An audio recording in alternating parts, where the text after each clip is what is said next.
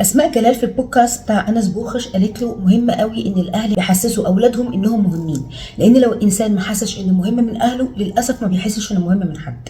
وده بطريقه بسيطه جدا بيفسر الحاجه اللي انا حابه اشاركها معاكم من سيشنز عملتها لناس كتير جدا ناجحين، بس للاسف بيجوا يقعدوا قدامي في السيشن بكل نجاحهم والتايتلز بتاعتهم او ايا كان شكل النجاح اللي وصلوا له برضه حاسين ان هم ولا حاجه. عارفين ليه؟ علشان هم صغيرين اهاليهم كانوا دايما بيقارنوهم بحد، او كانوا دايما بيحطوا لهم جولز معينه، ولو ما وصلوش للجولز دول بيتجاهلوهم او بيعاقبوهم، او حتى لما بيوصلوا للجولز ما بيشجعهمش قوي، فاكرين ان هم كده ما بيدلعهمش عشان ما يبوظوش، فافضل دايما اشد عليه عشان ينشف.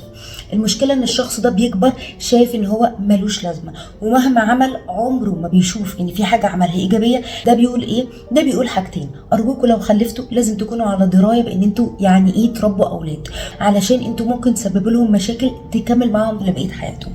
الحاجه التانيه بقى، لو انت الشخص اللي انا بتكلم عليه، انت دلوقتي ما تقدرش تغير طفولتك، لكن تقدر تغير انت ازاي بتتعامل مع نفسك.